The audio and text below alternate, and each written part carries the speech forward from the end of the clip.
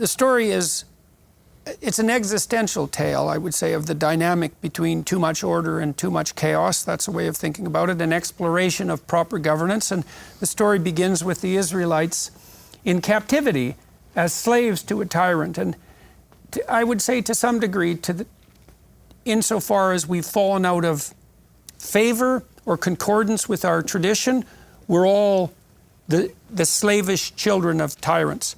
Sometimes that's the external tyrant, sometimes that's our own tyrant. And so the story is true psychologically and sociologically at the same time, and that gives it kind of an eternal truth. So the Israelites are laboring under the yoke of the Egyptians, and a leader arises, Moses, who's called by God to chastise the tyrant, implying that there is a divine spirit of sovereign power in whose nature is the proclivity to punish the tyrant, and also a call to the Israelites who to free themselves from the yoke of the tyrant. And so God is portrayed as the spirit that inspires the enslaved, the unjustly enslaved, to free themselves. And so Moses is their unwilling leader, not a gifted man verbally, but nonetheless touched by God to have this inspiring capacity. And he is enjoined by God to stand up against the tyrant and to tell him, the Pharaoh, that unless his people are let go, all hell is going to break loose, which it does in the form of a multitude of plagues, which we analyzed in some detail, plagues that destroy both the present of the Egyptians and their future in the last plague, the death of the firstborn. The Israelites are then sent out into the desert by the Egyptians, who are finally terrified by the God their sorcery cannot duplicate. And in a last-ditch attempt to establish their tyrannical sovereignty, they decide to kill the Israelites and end up drowned in the Red Sea. And then the Israelites have escaped from the tyrant. And this is where the story, I think, becomes even more realistic. It's so profoundly and remarkably and surprisingly realistic, because it's easy for naive people to think that once you've escaped from the tyrant, you're scot-free. And the scot-freedom is you can do whatever you want, whenever you want. But it turns out that's the desert. And so Exodus story juxtaposes two extremes at the top and the bottom of human life, you might say. And one is an extreme of order, and that's tyranny, but the other is an extreme of chaos, and that's this desert-like freedom where, sure, you're free, but where are you going, and which way is up, and can you do anything at all? And you're lost, and the Israelites are lost in the desert, and it's not pleasant, and it's not even obvious that it's better than the tyranny. And so they get all whiny and squawky and complain, and they're miserable and lost. And then they fall prey to the temptation to elevate Moses to the role of Pharaoh, and he almost falls prey to the temptation to become that. He sits as their judge, and his father-in-law Jethro shows up and says, look, you can't do this, Moses. You're going to wear yourself to a frazzle judging this fractious people from dawn till night, and you're in danger of becoming a tyrant yourself. Plus, your people, granted, they're completely useless, but unless you give them some responsibility, they're going to stay that way. So Jethro introduces the principle of what comes to be known as history progresses as subsidiarity. And it's so cool, and I didn't really understand this about the text, is that not only does the text interrogate the nature of tyranny and its proclivity to double down, and the nature of slavery and the probability that that will be accompanied by a kind of craven, resentful, cowardly murmuring and bitterness, but it also lays out the archetype of ordered freedom as the antithesis to the tyrant and to the chaos of the desert. And the ordered freedom is like a hierarchy of intermediation between that which is in the highest place and the people themselves. And it involves the construction of a hierarchical structure of responsibility. And that's the true antithesis to the tyrant. And it's the solution to the problem of the Tower of Babel. And it's the solution to the problem of how to make the infinite manifest in the finite without having the infinite wreak havoc on the finite. And I didn't know that really before we walked through this seminar. And it's so illuminating to understand that that's the basis of the idea of good governance both conceptually and practically. So that's ridiculously interesting and cool. And so the principle of subsidiary is established. Moses gets the laws. They're a little too intense, and the Israelites immediately fall prey to their fractiousness and start to worship idols. And that means they lose faith in the Spirit that has guided them out of tyranny and into the desert. And the covenant is then, the tablets are broken, the covenant is reestablished with a bit less divine force, you might say, although it's also prolonged. And then they fall prey to all the temptations of an established state.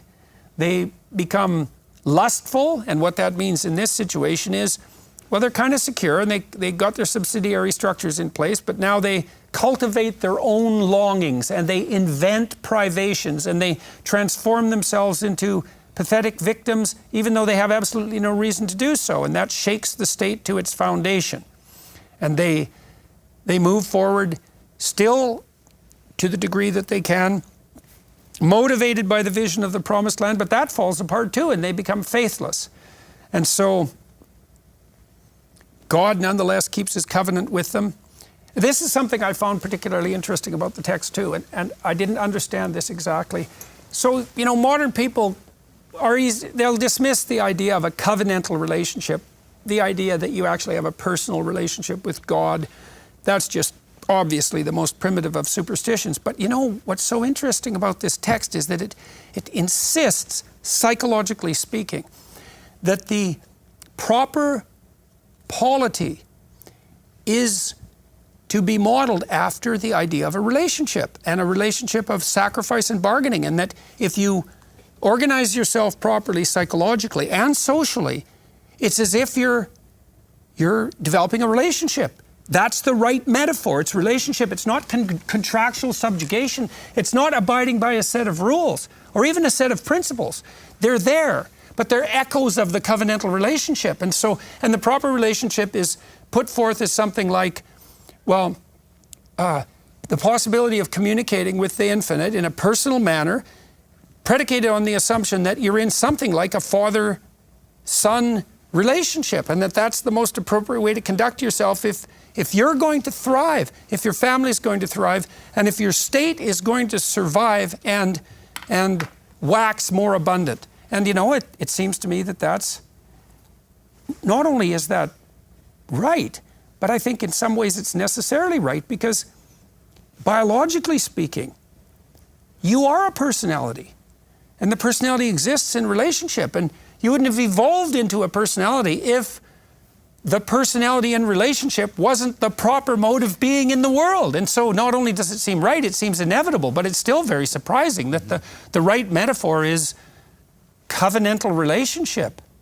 And then this absurdly optimistic assumption that not only is this a covenantal relationship that's personal with something that's best characterized as a spirit, even with human qualities, but that's the necessary foundation for a state that's neither tyranny nor chaos. I mean, that's something. That's an utterly revolutionary idea. And I think its revolutionary force also struck me walking through this Exodus seminar, because I kind of knew that, but not as explicitly as has been revealed to me as a consequence of this journeying. So that was really something. And the story closes with the death of Moses. He never gets to the promised land, and perhaps none of us do, no matter how remarkably we comport ourselves in this life, and that seems realistic. And the story, as it nears its end, also insists upon the necessity of confronting that which terrifies you and poisons you the most voluntarily, and that's a mode of redemption. It ends with the statement by God that there are rewards for following the covenant and punishments for not doing so, and the rewards are major and the punishments are dire, but that even if you deviate, there's the possibility of return to the relationship, which I think that's about as hopeful a statement as you could possibly hope for. And we get a good lesson about what constitutes proper leadership out of the story as well. Moses is not a tyrant. He's not self-aggrandizing. He has a proclivity towards narcissism from time to time, but he keeps it damn well under control, and he's always attempting to subordinate himself vertically to God and staying in communication with his people, difficult as that is. And so he's a great model for true leadership, and he's also the person who introduces and abides by, is open to and abides by the principle of subsidiarity. So he's not gathering all the power unto himself, even though that's a temptation from time to time. I think that's brutally realistic and flies in the face of any sort of accusation on the part of, let's say, rationalist atheists that there's nothing to these stories but like a superstitious, what would you say, defense against death anxiety and a post hoc justification for the nature of God. It's like, no, this is pretty brutal and it's pretty realistic. And so it's been extraordinarily fun, and I've learned a tremendous amount, and it's been a privilege and an honor to be part of this.